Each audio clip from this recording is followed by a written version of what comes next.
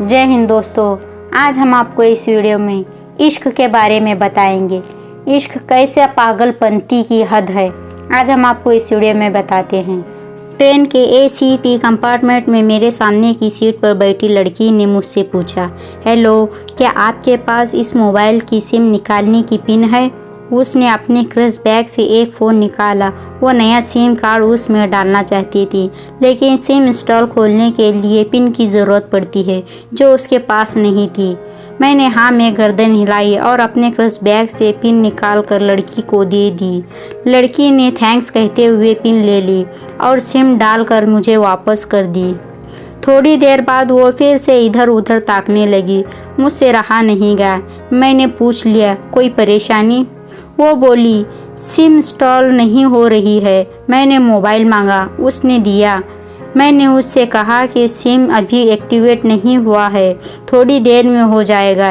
Activate होने के बाद आईडी वेरिफिकेशन होगा, उसके बाद आप इसे इस्तेमाल कर सकेंगे। लड़की ने पूछा, आईडी वेरिफिकेशन क्या? मैंने कहा, आजकल सिम वेरिफिकेशन के बाद एक्टिवेट होती है। जिस नाम से ये सिम उठाया गया है उसका ब्यौरा पूछा जाएगा, बता देना। लड़की बुदबुदाई हुई। मैंने दिलासा देते हुए कहा, इसमें कोई परेशानी की बात नहीं है। वो अपने एक हाथ से दूसरे हाथ दबाते रही, मानो किसी परेशानी में हो। मैंने फिर विनम्रता से कहा, आपको कहीं कॉल करना हो तो मेरा मोबाइल इस्तेमाल कर लीजिए। लड़की ने कहा, जी फ़िलहाल तो नहीं, थैंक्स, लेकिन ये सिम किस नाम से खरीदी गई है मुझे नहीं पता। मैंने कहा, एक बार एक्टिवेट होने दीजिए, जिसने आपको सिम दिया है उसके नाम से ही होगी। उसने कहा, ओके, कोशिश करते हैं। मैंने पूछा, आपका स्टेशन कहाँ है? लड़की ने कहा, दिल्ली। और आपका? लड़की ने मुझसे पूछा। मैंने कहा, दिल्ली ही जा रहा हूँ, एक दिन का काम है। आप दिल्ली में रहते हैं? लड़की बोली, नहीं नहीं, दिल्ली में कोई काम नहीं, ना ही मेरा घर है वहाँ। तो मैंने उत्सुक से वश पूछा। वो बोली, दरअसल ये दूसरी ट्रेन है जिसमें आज मैं हूँ और दिल्ली से तीसरी गाड़ी पकड़नी है, फिर हमेशा के लिए आज़ाद आज़ाद। लेकिन किस तरह की आज़ादी से? मुझे फिर जिज्ञासा हुई, किस कैद में थी ये कम सिकिन अलर्ट सी लड़की? लड़की बोली, उसी कैद में थी जिसमें हर लड़की होती है, जहाँ घर वाले कहे शादी कर लो, जब कहा जैसे कर लो वैसा करो। मैं घर से भाग चुकी हूँ। मुझे ताज्जुब हुआ, मगर अपने ताज्जुब को छुपाते हुए मैंने हंसते हुए पूछा, अकेली ही भाग रही हो आप? आपके साथ कोई नज़र नहीं आ रहा? वो बोली, अकेली नहीं, साथ में है कोई। कौन? मेरा प्रश्न ख़त्म नहीं हो रहे थे। दिल्ली से एक और ट्रेन पकड़नी होगी, फिर अगले स्टेशन पर वो जनाब मिलेंगे और उसके बाद हम किसी को नहीं मिलेंगे। ओह, तो ये प्यार का मामला है? उसने कहा, जी। मैंने उसे बताया कि मैंने भी लव मैरिज की है। ये बात सुनकर वो खुश हुई, बोली, वाओ, कैसे, कब? वो लव मैरिज की बात सुनकर वो मुझसे बात करने में रुचि लेने लगी। मैंने कहा, कब, कैसे, कहाँ? वो मैं बाद में बताऊंगा, पहले आप बताओ, आपके घर में कौन कौन है? उसने होशियारी बरतते हुए कहा, वो मैं आपको क्यों बताऊं?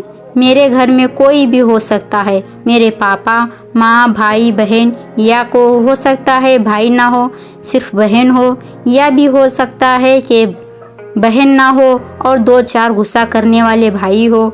मतलब मैं आपका नाम भी नहीं पूछ सकता। मैंने काउंटर मारा। वो बोली, कुछ भी नाम हो सकता है मेरा, टीना, मीना, रीना, कुछ भी।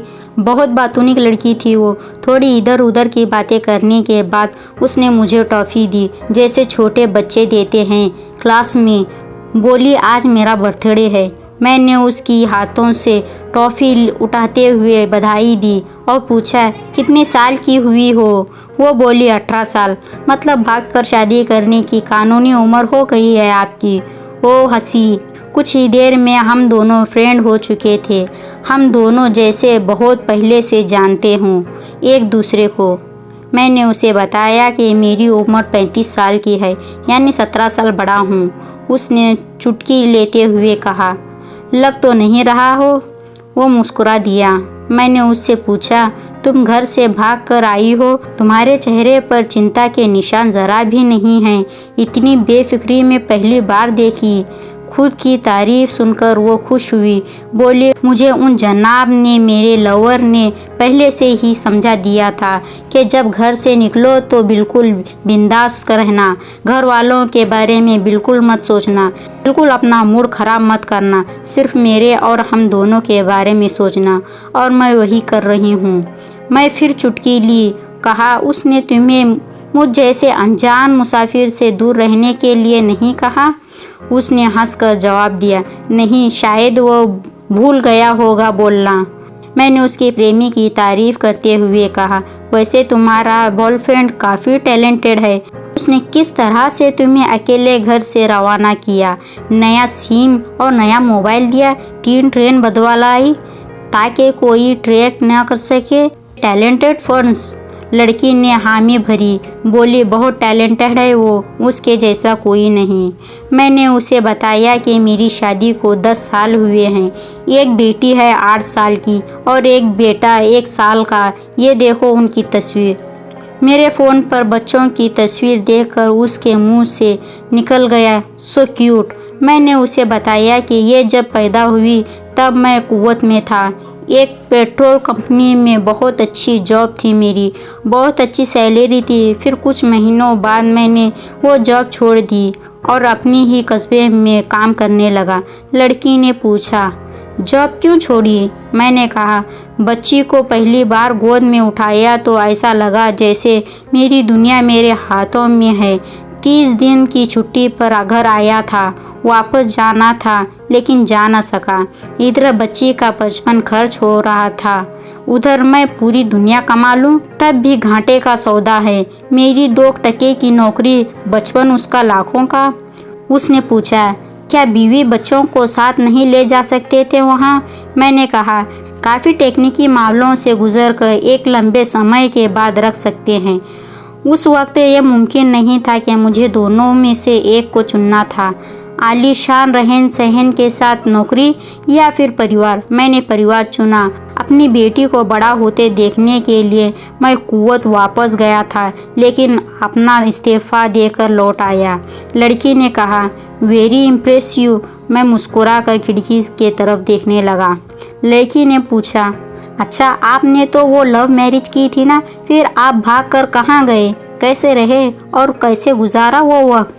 उसने हर सवाल और हर बात में मुझे महसूस हो रहा था कि ये लड़की लड़कपन की शिखर पर है, बिल्कुल नासमझ और मासूम छोटी बहन सी। मैंने उसे बताया कि हमने भागकर शादी नहीं की और ये भी है कि उसके पापा ने मुझे पहली नज़र में सख्ती से रिजेक्ट कर दिया था। उन्होंने आपको रिजेक्ट क्यों किया? लड़की ने पूछा। मैंने कहा, रिजेक्ट करने का कुछ भी कारण हो सकता है, मेरी जाति, मेरा काम, मेरा घर परिवार। बिल्कुल सही। लड़की ने सहमति दर्ज कराई दी और आगे पूछा, फिर आपने क्या किया? मैंने कहा, मैंने कुछ नहीं किया, उसके पिता ने रिजेक्ट कर दिया। वहीं से मैं अपने बारे में अलग से सोचना शुरू कर दिया था। खुशबू ने मुझे कहा भी था, चलो भाग चलते हैं, मेरी वाइफ का नाम खुशबू है। मैंने 2 टका मना कर दिया। वो 2 दिन तक लगातार जोर देती रही कि भाग चलते हैं। मैं मना करता रहा। मैंने उसे समझा दिया कि भागने वाले जोड़े में लड़के की इज्जत पर कोई ख़ास फ़र्क नहीं पड़ता, जबकि लड़की के पूरे कुल की इज्जत धूल हो जाती है। भागने वाला लड़का उसके दोस्तों में हीरो माना जाता है, लेकिन इसके परिवार जो लड़की प्रेमी संग भाग जाती है वो उल्टा कहलाती है। मोहल्ले के लड़के उसे चालू कहते हैं। बुराइयों के तमाम शब्दकोश लड़की के लिए इस्तेमाल किए जाते हैं। भागने वाली लड़की आगे चलकर 60 साल की वृद्धा भी हो जाएगी, तब भी जवानी में किए उसे कांड का कलंक उसके माथे पर से नहीं मिटेगा। मैं मानता हूँ कि लड़का लड़की को तोलने का ये दोहरा मापन गलत है, लेकिन हमारा समाज में है तो यही। ये नज़रिया गलत है, मगर सामाजिक नज़रिया यही है। वो अपने नीचे का होठ दांतों तले पीसने लगी। उसने पानी की बोतल का ढक्कन खोलकर एक घूंट पिया। मैंने कहा, अगर मैं उसे उसी दिन भगा ले जाता तो उसकी माँ तो शायद कई दिनों तक पानी भी न पीती।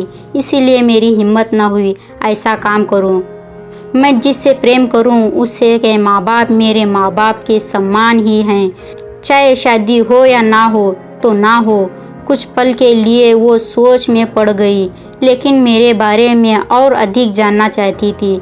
उसने पूछा, फिर आपकी शादी कैसे हुई? मैंने बताया कि खुशबू की सगाई कहीं और कर दी गई थी। धीरे धीरे सब कुछ नॉर्मल हो गया। खुशबू और उसके मंगेतर की बातें होने लगी थी फ़ोन पर, लेकिन जैसे जैसे शादी नज़दीक आने लगी उन लोगों की डिमांड बढ़ने लगी। डिमांड मतलब क्या? लड़की ने पूछा। डिमांड का एक ही मतलब होता है, दहेज की डिमांड। परिवार में सबको सोने से बने तोहफे दो, दूल्हे को लग्जरी कार चाहिए थी, सास और ननद को नेकलेस दो, वगैरह वगैरह। बोले हमारे यहाँ रीत है। लड़का भी उस रीत को अदायगी का अपक्षदार था। वो सगाई मैंने तुड़वा डाली, इसीलिए नहीं कि सिर्फ मेरी शादी उससे हो जाए, बल्कि ऐसे लालची लोगों में खुशबू कभी खुश नहीं रह सकती थी। ना उसका परिवार। फिर किसी तरह घर वालों को समझा बुझा कर मैं फ्रंट पर आ गया और हमारी शादी हो गई। ये सब किस्मत की बात है। लड़की बोली, चलो अच्छा हुआ आप मिल गए, वरना वो गलत लोगों में फंस जाती। मैंने कहा, ज़रूरी नहीं कि माता पिता का फैसला हमेशा सही हो, और ये भी ज़रूरी नहीं कि प्रेमी जोड़े की पसंद सही हो। दोनों में से कोई भी गलत या सही हो सकता है।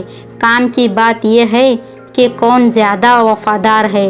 लड़की ने फिर से पानी का घूंट लिया और मैंने भी। लड़की ने तर्क दिया कि हमारा फैसला गलत हो जाए तो कोई बात नहीं, उन्हें ग्लानिक नहीं होना चाहिए। मैंने कहा, फैसला ऐसा हो जो दोनों का हो, बच्चों और माता पिता दोनों की सहमति, वो सबसे सही है।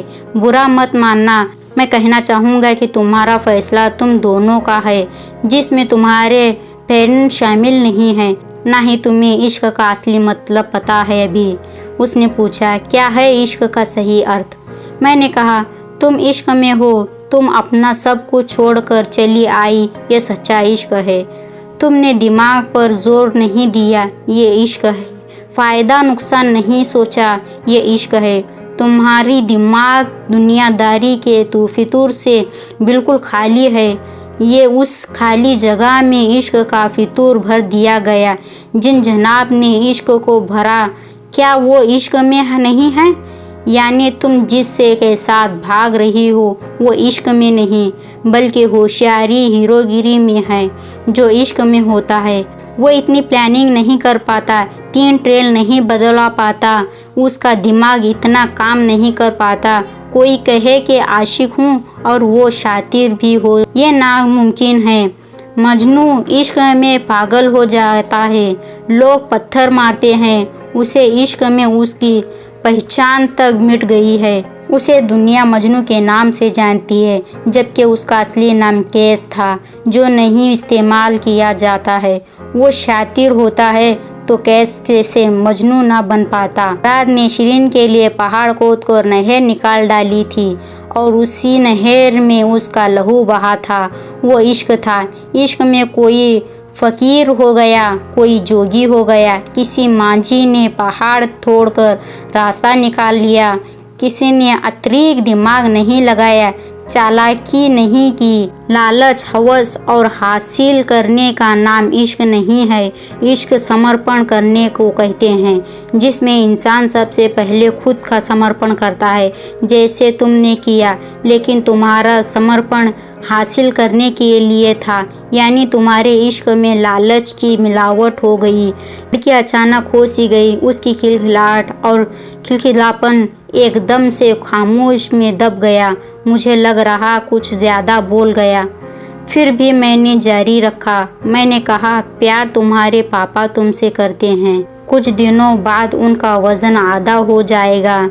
तुम्हारी माँ कई दिनों तक खाना नहीं खाएगी, ना पानी पिएगी, जबकि आपको अपने आशिक को आजमा कर देखना था।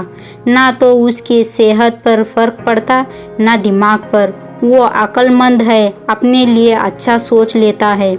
आजकल गली मोहल्ले के हर तीसरे लौंडे लफंडे को जो इश्क हो जाता है वो इश्क नहीं है, वो सिनेमा जैसा कुछ है।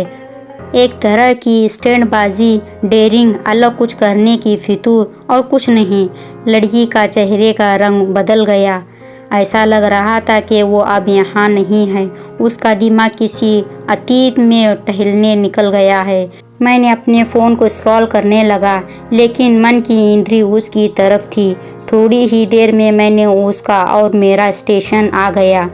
बात कहाँ से निकली थी और कहाँ पहुँच गई। उसके मोबाइल पर मैसेज टोन बजी। देखा, सिम एक्टिवेट हो चुकी थी। उसने चुपचाप बैग में से आगे का टिकट निकाल कर फाड़ दिया। मुझे कहा, एक कॉल करना है। मैंने मोबाइल दिया। उसने नंबर डालकर कहा, सॉरी पापा, और सिसक कर रोने लगी। सामने से पिता भी फ़ोन पर बेटी को संभालने की कोशिश करने लगे।